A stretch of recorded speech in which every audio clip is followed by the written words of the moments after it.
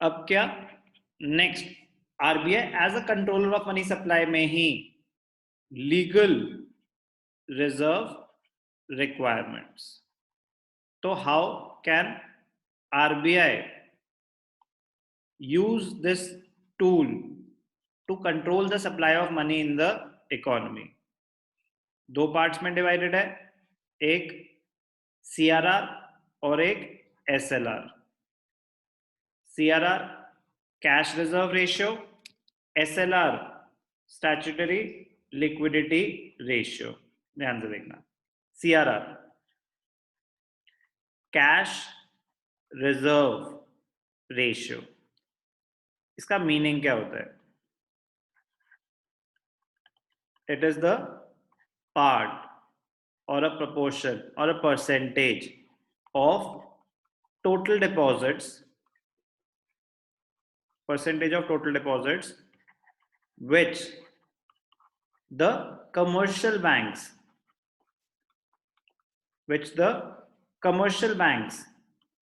have to keep with RBI. They have to keep with RBI. अब commercial banks में 10,000 करोड़ के deposits आए. Let us assume CRR 10% है, तो उसमें से 10% 1,000 करोड़ तो कमर्शियल बैंक को आरबीआई के पास एज अ रिजर्व रखने पड़ेंगे. तो cash reserve ratio, the proportion of the total deposit which the commercial banks have to keep with RBI. SLR statutory liquidity ratio. It is the part of total deposits which the commercial banks have to keep with themselves. जो भी bank में पैसा deposit हुआ उसका कुछ proportion commercial banks को RBI के पास रखना पड़ता है, दैट इज सीआरआर. कुछ अपने पास, that is SLR. It is the part of total deposit which the commercial banks have to keep with themselves. अब इस टूल को वो यूज कैसे करते हैं? अगर मनी सप्लाई बढ़ानी है इकोनॉमी में तो आरबीआई रिजर्व रिक्वायरमेंट्स को रिड्यूस कर देता है. दोनों पे सेम इंपैक्ट आएगा, तो मैं यहां समरी कर देता हूं.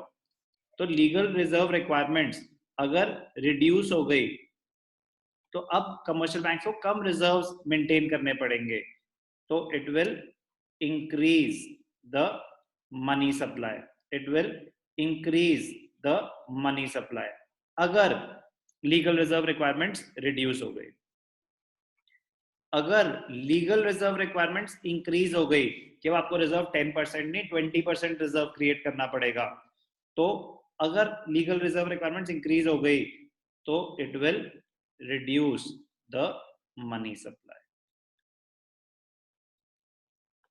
तो एक तो मीनिंग समझ आना चाहिए सीआरआर एसएलआर का, एक इस टूल को यूज कैसे करते हैं to control of money supply. दोनों बातें ढंग से समझ आनी चाहिए. पढ़ते हैं एक बारी. लीगल रिजर्व रिक्वायरमेंट्स और वेरिएबल रिजर्व रेशियोज दोनों में. According to legal reserve requirements commercial banks are obliged to maintain reserves. It is a very quick and direct method of controlling the credit creating power of commercial banks. इसको use करते हैं to control the credit creating capacity of commercial banks. Most important tool. Commercial banks are required to maintain reserves on two accounts. एक cash reserve ratio, एक statutory liquidity ratio. Cash reserve ratio, it refers to the minimum percentage of net demand and time deposits. Time liability मतलब banks की liabilities ही होते हैं जो आप bank में पैसा डिपॉजिट कर रहे हैं, to be kept by commercial banks with the central bank. तो a minimum percentage of the total deposits, time demand deposits or time deposits, which the commercial banks have to keep with the central bank. A change in CRR affects the ability of commercial banks to create the credit. For instance, an increase in CRR बढ़ा दिया तो it will reduce. It reduces the excess reserves of commercial banks and limits their credit creating power. So money supply reduces. Use तो same तरीके से होगा. Meaning क्या है statutory liquidity ratio का? It refers to the minimum percentage of the total deposits demand and time deposits which the commercial banks are required to maintain with themselves, जो उनको अपने पास रखने हैं. SLR is maintained in the form of designated liquid assets such as excess reserves, unencumbered government and other approved securities. Unencumbered का मतलब क्या होता है? उसके ऊपर कोई कंडीशन नहीं है. एनकम्बर्ड का मतलब होता है कि उनके ऊपर रिस्ट्रिक्शन है, आपने उनके अगेंस्ट फंडिंग करा रखी है, वो फ्री नहीं है, आप उनको यूज नहीं कर सकते. अनएनकम्बर्ड मतलब वो फ्री है, आपने वो कहीं मॉर्गेज नहीं कर रखे. कमर्शियल बैंक्स कभी कभी मॉर्गेज कर लेते हैं अपनी गवर्नमेंट सिक्योरिटीज, इमीडिएट फंडिंग कहीं से कुछ करनी होती है तो वो मॉर्गेज कर लेते हैं, होती है एनकम्बर्ड गवर्नमेंट सिक्योरिटीज. अनएनकम्बर्ड मतलब फ्री. तो कह रहे तो रिजर्व्स जरूरी नहीं कैश के फॉर्म में ही हो. Reserves can be in the form of excess reserve, जो आपके पास सरप्लस पैसा है, the government securities, but they should be unencumbered, और current account balances with other banks. वो सब रिजर्व्स एसएलआर का कंपोनेंट में आ जाता है. यूज सेम तरीके से होगा. Change in SLR affects the freedom of banks to sell government securities और borrow against them. An increase in SLR बढ़ा दिया, रिजर्व रिक्वायरमेंट बढ़ गई, it reduces the ability of the banks to give credit. तो आगे वो कम loan दे पाएंगे अगर रिजर्व रिक्वायरमेंट बढ़ गई. रिजर्व रिक्वायरमेंट कम हो गई तो वो आगे ज्यादा लोन दे पाएंगे.